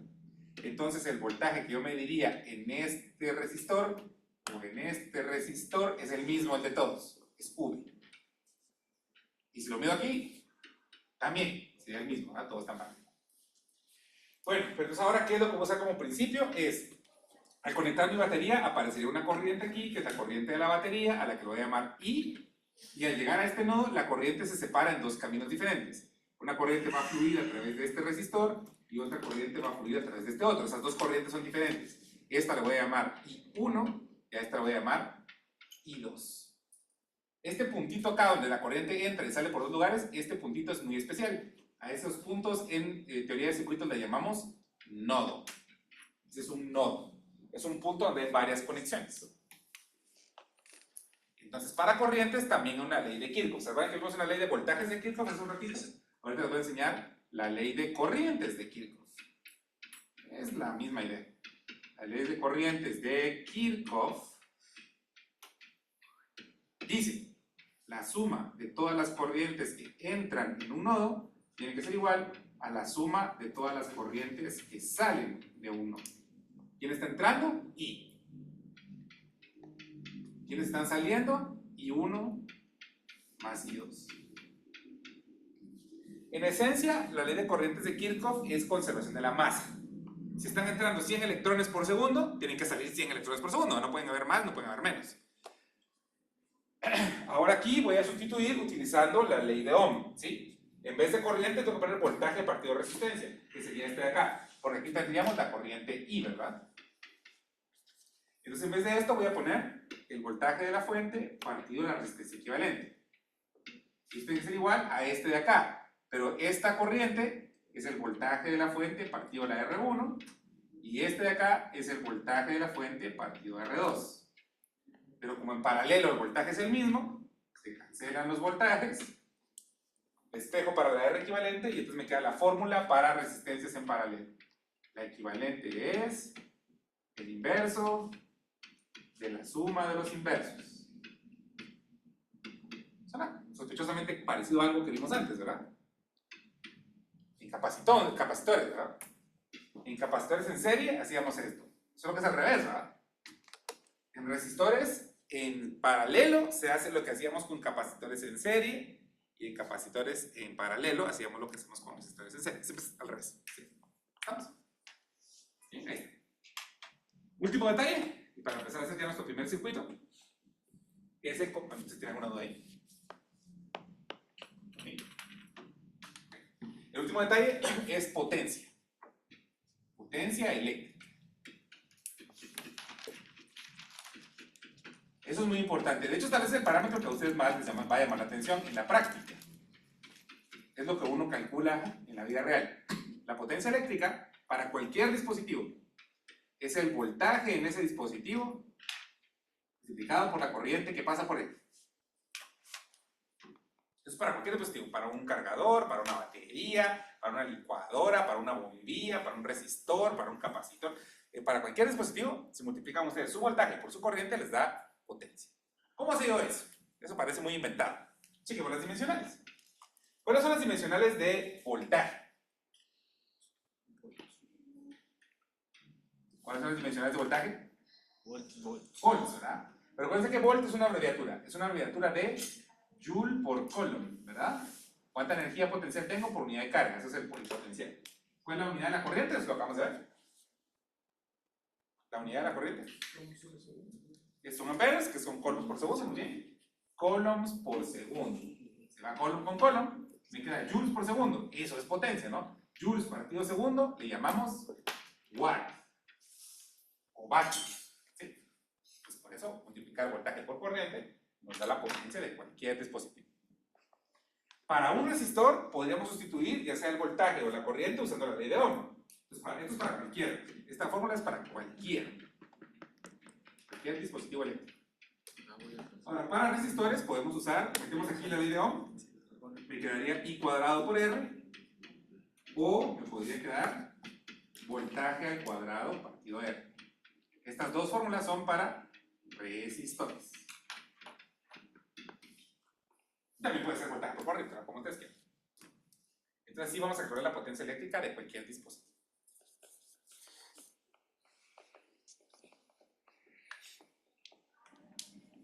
Es así, ejercicio rápido, muy rápido. Yo quiero saber la potencia que consume mi bombilla de mi simulación. Yo quiero saber cuánta potencia está consumiendo esa bombilla. ¿Qué necesito hacer para poder encontrarlo? Aquí tengo aparatos para poderlo medir. Pues primero, voy a desconectar. Y miren esto interesante. Si yo quiero medir el voltaje de la batería, si quieren, dejémosla desconectar. Si yo quiero medir el voltaje de la batería, se mide en paralelo. El voltaje siempre se mide en paralelo, ¿sí? Yo quiero el voltaje entre estos dos puntos, solo pongo una terminal aquí y la otra terminal aquí. Y me da 9 volts. Es una batería de 9 volts, ¿sí? 9 volts. El voltaje se mide así directo. Pero para medir la corriente no se mide así directo. Piénsenlo como medirían cuánta agua entra a su casa.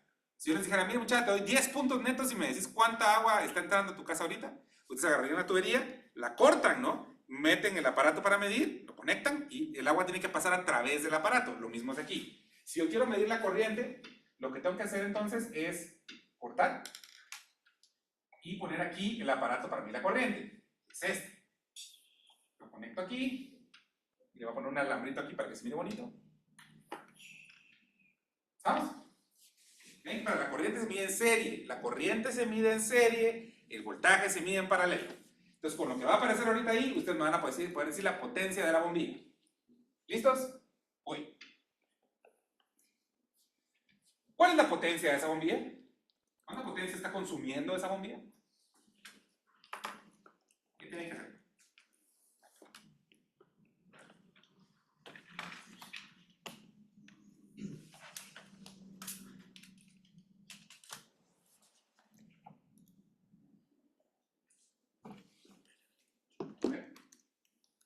¿Qué tiene que hacer?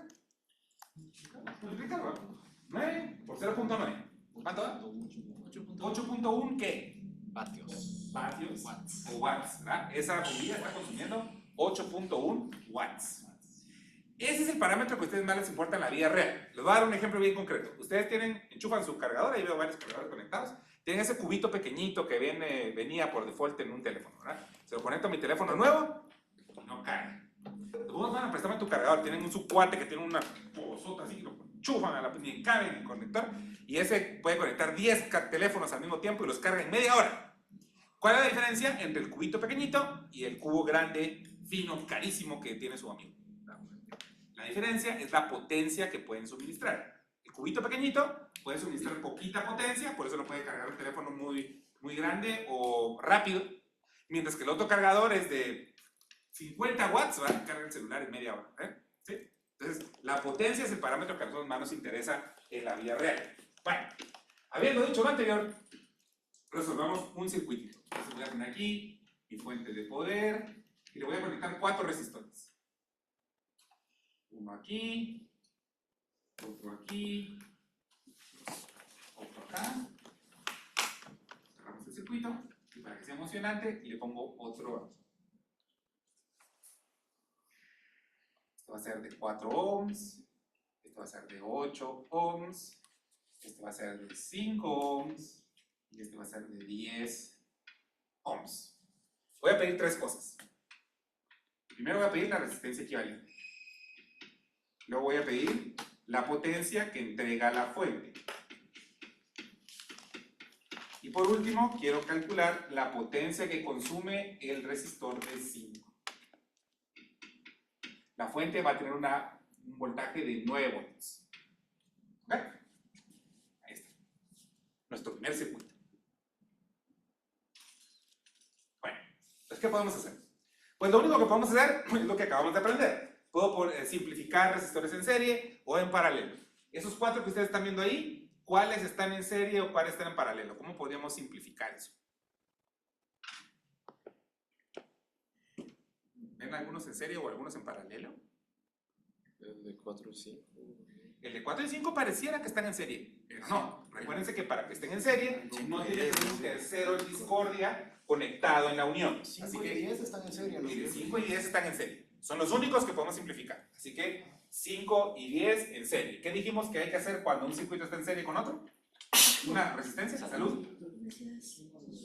Se suman, ¿verdad? Entonces el de 4 no le hicimos nada. El resistor de 8 no le hicimos nada. Pero los dos, el de 5 y el de 10, sí los combinamos en serie. Y entonces ahora tenemos un resistor aquí de 15. Aquí tenemos el de 8. Y aquí tenemos el de 4. Ahí está mi primer paso de simplificación. En esta nueva configuración, ¿habrá algo en serie o en paralelo? En paralelo el 8 y 15. El de 15 y el de 8 están en paralelo, ¿verdad? Pues hagámoslos. ¿Cuánto dan estos dos? Si los hacemos en paralelo, los voy a calcular aquí arriba. Entonces le voy a llamar Rx a esa resistencia y va a ser el inverso de 8 más el inverso de 15 y el resultado inverso. La respuesta va a estar en ohms. ¿Cuánto es?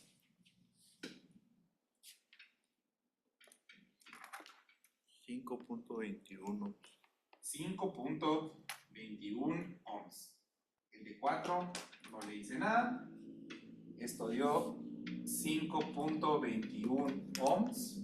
Este va a dar 5.21 ohms. Bueno, y aquí este lo puedo simplificar todavía. Sumando estos dos, me va a quedar un circuito con un resistor de 9.21 nada más, ¿verdad? Entonces me queda aquí un circuito con un solo resistor equivalente, sumando esos dos, que me daría 9.21 ohms con una fuente de 9 volts. Entonces, respondiendo al inciso A, ¿cuánto vale la resistencia equivalente? Vale 9.21 ohms. Sencillo, ¿verdad?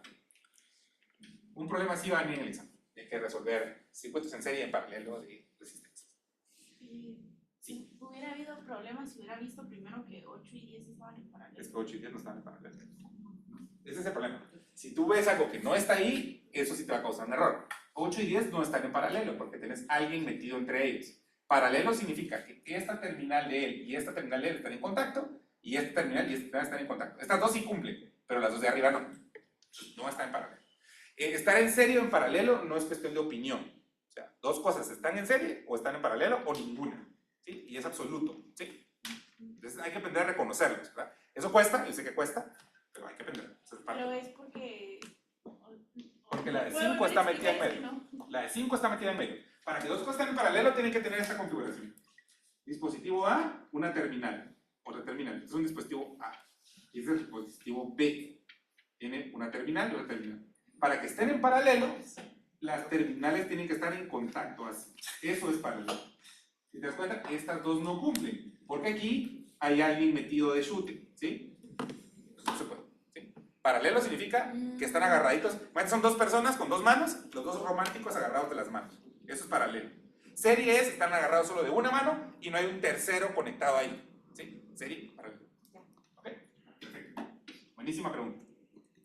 Vamos ahora a calcular la potencia de la fuente. ¿Cómo la podemos calcular? Bueno, aquí puedo calcular la corriente que circula por acá.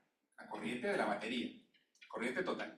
Entonces, con esta corriente y con este voltaje puedo sacar la potencia. ¿Cómo puedo sacar la corriente? Utilizando la ley de Ohm, ¿verdad? La corriente que nos da nuestra fuente va a ser el voltaje de la fuente partido la resistencia equivalente. Es decir, 9 voltios partido 9.21 ohmios. Ay, siento feo al decirlo así. ¿Cuánta corriente da esto? 0 punto. ¿Cuánta corriente está suministrando nuestra fuente? 0.98. 98. ¿Me puedes dar una cifra más? 98.6. O bueno, no. 97.7. 97.7. Eso estaría en amperes. Va. Ahora sustituye la fórmula de potencia para saber la potencia de la fuente. ¿Qué potencia suministra nuestra fuente? Sería su voltaje multiplicado por su corriente. Es decir, 9 volts multiplicado por 0.977 amperes. ¿Sabes? 8.793. 8.79. No, sí, 8.79.3. Y eso estaría en watts. Entonces, en la vida real, lo que un ingeniero calcula es salud. Piensen un rato. Si alguno de ustedes en un futuro, cuando ya sea ingeniero en computación, y su jefe le dice, mira, para lo que vamos a hacer ahorita necesito que me cotices todo lo que necesito para armar un servidor. Y ustedes le cotizan el ventilador, le cotizan el sistema de refrigeración, el procesador, la tarjeta madre, el GPU, la memoria. Cada una de esas cosas que usted está cotizando consume una cantidad de potencia, ahí lo dice el fabricante. Este consume 10 watts, esto consume 5 watts, y así ustedes van a hacen toda la suma y dicen, bueno, necesitamos una fuente de 250 watts. Pues la compran de 250 watts, le ponen un margen de seguridad, ¿verdad? De 300, por así decirlo, compran una de 300, le conectan todo funciona bien. Pero si no hacen eso, el jefe se pone garra, compra una de 100, no funciona nada, ¿verdad? Eso es lo que uno hace en la vida real, ¿verdad? Un ingeniero tiene que saber calcular potencias eléctricas. Eso es lo importante. Todo lo demás que vimos es complementario. Esta es la parte más práctica de lo que estamos viendo. Por eso cuando ustedes enchufan a la compu un teléfono para cargarlo y dicen no se está cargando, es porque ese puerto en particular no da la suficiente corriente para cargar un teléfono o lo que sea. ¿Sí? ¿Sí les ha pasado? Que enchufan un cable y dicen no se está cargando. Y lo último que me falta es calcular la potencia en la de 5. Bueno, necesito saber o su voltaje o su corriente. Con cualquier lado que sepa, lo podemos encontrar. Lo vamos a sacar desarmando el circuito otra vez, ¿no? Ya sea la corriente que pasa por esta, ¿no? Como este es el anterior, ¿verdad?